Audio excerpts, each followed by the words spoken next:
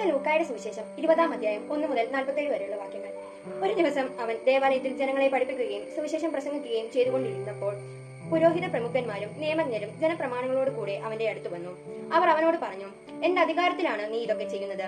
അഥവാ നിനക്ക് ഈ അധികാരം നൽകിയത് ആരാണ് എന്ന് ഞങ്ങളോട് പറയുക. അവൻ മറുപടി പറഞ്ഞു, ഞാനും നിങ്ങളോടൊന്ന് ചോദിക്കട്ടെ, ഉത്തരം പറയുവിൻ. യോഹന്നാന്റെ ജ്ഞാനസ്നാനം സ്വർഗത്തിൽ നിന്നോ മനുഷ്യരിൽ നിന്നോ? അവർ പരസ്പരം ആലോചിച്ചു. സ്വർഗത്തിൽ നിന്ന് എന്ന് നാം പറഞ്ഞാൽ പിന്നെ എന്തുകൊണ്ടും നിങ്ങൾ അവനെ വിശ്വസിച്ചില്ല എന്ന് അവൻ ചോദിക്കും. മനുഷ്യരിൽ നിന്ന് എന്ന് പറഞ്ഞാൽ ജനങ്ങളെല്ലാം നമ്മെ കല്ലെറിയും. എന്തെന്നാൽ യോഹന്നാൻ ഒരു പ്രവാചകനാണെന്ന് അവർ വിശ്വസിച്ചിരുന്നു. അതിനാൽ അവർ മറുപടി പറഞ്ഞു, എവിടെ നിന്ന് എന്ന് ഞങ്ങൾക്ക് അറിഞ്ഞുകൂടാ. അപ്പോൾ യേശു പറഞ്ഞു, എന്റെ അധികാരത്തിലാണ് ഞാൻ ഇത് ചെയ്യുന്നതെന്നും ഞാൻ നിങ്ങളോട് പറയുന്നില്ല. അവൻ ജനങ്ങളോട് ഈ ഉപമ പറഞ്ഞു. ഒരു മനുഷ്യൻ ഒരു മുന്തിരിത്തോട്ടം നട്ടുപിടിപ്പിച്ചു. അത് കൃഷിക്കാരെ ഏൽപ്പിച്ചതിനു ശേഷം ദീർഘനാളത്തേക്ക് അവിടെ നിന്ന് പോയി. സമയമായപ്പോൾ മുന്തിരിപ്പഴങ്ങളിൽ നിന്ന് ഓഹരിയിൽ ലഭിക്കേണ്ടതിന് അവനൊരു ഭൃത്യനെ കൃഷിക്കാരുടെ അടുത്തേക്ക് അയച്ചു. എന്നാൽ കൃഷിക്കാർ അവനെ അടിക്കുകയും വെറും കൈയോടെ തിരിച്ചയക്കുകയും ചെയ്തു. അവൻ മറ്റൊരു ഭൃത്യനെ അയച്ചു. അവനെയും അവർ അടിക്കുകയും അപമാനിക്കുകയും വെറും കൈയോടെ തിരിച്ചയക്കുകയും ചെയ്തു.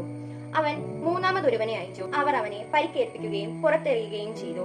അപ്പോൾ തോട്ടത്തിന്റെ ഉടമസ്ഥൻ പറഞ്ഞു, ഞാൻ എന്താണ് ചെയ്യുക? എന്റെ പ്രിയപുത്രനെ ഞാൻ അയക്കും, അവനെ അവർ മാനിച്ചേക്കും.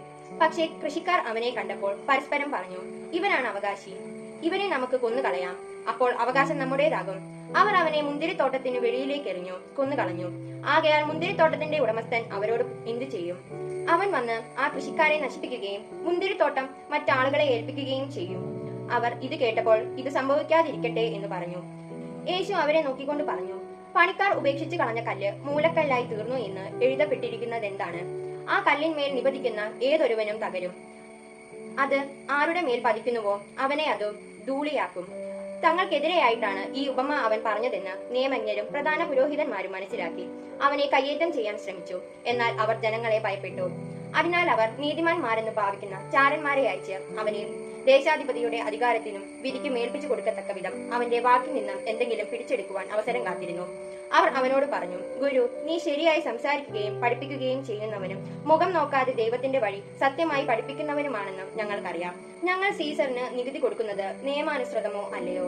അവൻ അവരുടെ കൗശലം മനസ്സിലാക്കി അവരോട് പറഞ്ഞു, നിങ്ങൾ ഒരു ധനാറ എന്നെ കാണിക്കുകയും. അവരുടെ രൂപവും ലിഖിതവുമാണ് ഇതിലുള്ളത്. സീസറിന്റേതെന്ന് അവർ പറഞ്ഞു. അവൻ അവരോട് പറഞ്ഞു, എങ്കിൽ സീസറിനുള്ളത് സീസറിനും ദൈവത്തിനുള്ളത് ദൈവത്തിനും കൊടുക്കുകയും. ജനങ്ങളുടെ സാന്നിധ്യത്തിൽ വെച്ച് അവനെ വാക്കിൽ കുറിക്കുവാൻ അവർക്ക് സാധിച്ചില്ല. അവന്റെ മറുപടിയിൽ ആശ്ചര്യപ്പെട്ട് അവർ മൗനം അവലംബിച്ചു. പുനരുദ്ധാനം നിഷേധിക്കുന്ന സദൂക്കായരിൽ ചിലർ അവനെ സമീപിച്ചു ചോദിച്ചു, ഗുരു, ഒരാളുടെ വിവാഹിതനായ സഹോദരൻ സന്താനമില്ലാതെ മരിച്ചാൽ അവൻ ആ സഹോദരന്റെ വിധവയെ സ്വീകരിച്ച് അവന് വേണ്ടി സന്താനത്തെ ഉൽപ്പാദിപ്പിക്കണമെന്ന് മോശ കൽപ്പിച്ചിട്ടുണ്ട്. ഒരിടത്ത് 7 സഹോദരന്മാരുണ്ടായിരുന്നു.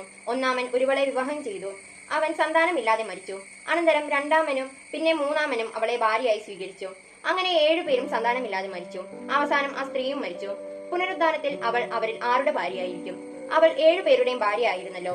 യേശു അവരോട് പറഞ്ഞു, ഈ യുഗത്തിന്റെ സന്താനങ്ങൾ വിവാഹം ചെയ്യുകയും ചെയ്തു കൊടുക്കുകയും ചെയ്യുന്നു. എന്നാൽ വരാനിരിക്കുന്ന യുഗത്തെ പ്രാപിക്കുന്നതിനും മരിച്ചവരിൽ നിന്ന് ഉയർക്കുന്നതിനും യോഗ്യരായവർ വിവാഹം ചെയ്യുകയോ ചെയ്തു കൊടുക്കുകയോ ഇല്ല. പുനരുദ്ധാനത്തിന്റെ മക്കൾ എന്ന നിലയിൽ അവർ ദൈവദൂതന്മാർക്ക് തുല്യരും ദൈവമക്കളുമാണ്. ആകയാൽ അവർക്ക് ഇനിയും മരിക്കാൻ സാധിക്കുകയില്ല. മോശ പോലും മുൾപടപ്പിങ്കൽ വെച്ചു കർത്താവിനെ അബ്രഹാമിന്റെ ദൈവമെന്നും ഇസഹാക്കിന്റെ ദൈവമെന്നും യാക്കോബിന്റെ ദൈവമെന്നും വിളിച്ചുകൊണ്ട് മരിച്ചവർ ഉയർക്കുമെന്ന് കാണിച്ചു തന്നിട്ടുണ്ട്. അവിടുന്ന് മരിച്ചവരുടെയല്ല ജീവിക്കുന്നവരുടെ ദൈവമാണ്. അവിടത്തേക്ക് എല്ലാവരും ജീവിക്കുന്നവർ തന്നെ. നിയമജ്ഞരിൽ ചിലർ, ഗുരു, നീ ശരിയായി സംസാരിക്കുന്നു എന്ന് പറഞ്ഞു. അവനോട് എന്തെങ്കിലും ചോദിക്കാൻ പിന്നീട് അവർ മുതിർന്നില്ല.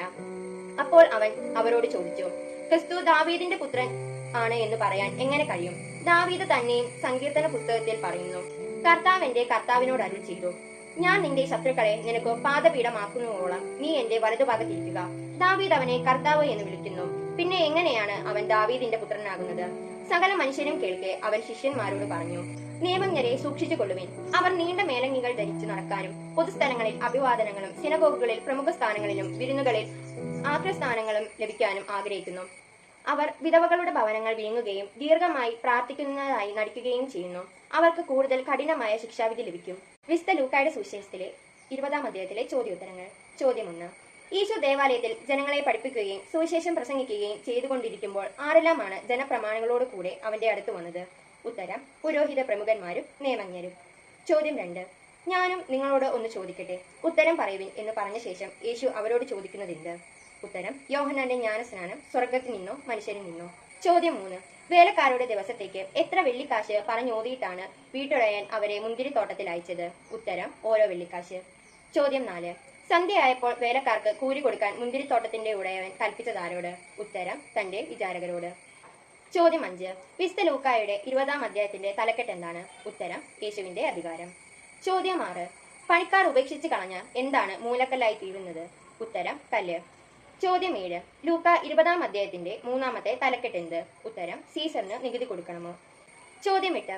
അവർ നീതിമാന്മാരെന്ന് ഭാവിക്കുന്ന ചാരന്മാരെ അയച്ച് അവരുടെ അധികാരത്തിനും വിധിക്കും ഏൽപ്പിച്ചു കൊടുക്കത്തക്ക വിധം എന്തെങ്കിലും പിടിച്ചു കൊടുക്കാനാണ് അവസരം കാത്തിരിക്കുന്നത്? ഉത്തരം ദേശാധിപതിയുടെ. ചോദ്യം 9. നീതിമാന്മാരെന്ന് ഭാവിക്കുന്ന ചാരന്മാർ യേശുവിനെ സംബോധന ചെയ്യുന്നത് എന്ത്? ഉത്തരം ഗുരു. ചോദ്യം 10. ഞങ്ങൾ ആർക്ക് നികുതി കൊടുക്കുന്നത് നിയമാനുസൃതമോ അല്ലയോ എന്നാണ് അവർ ചോദിച്ചത്? ഉത്തരം സീസറിന്.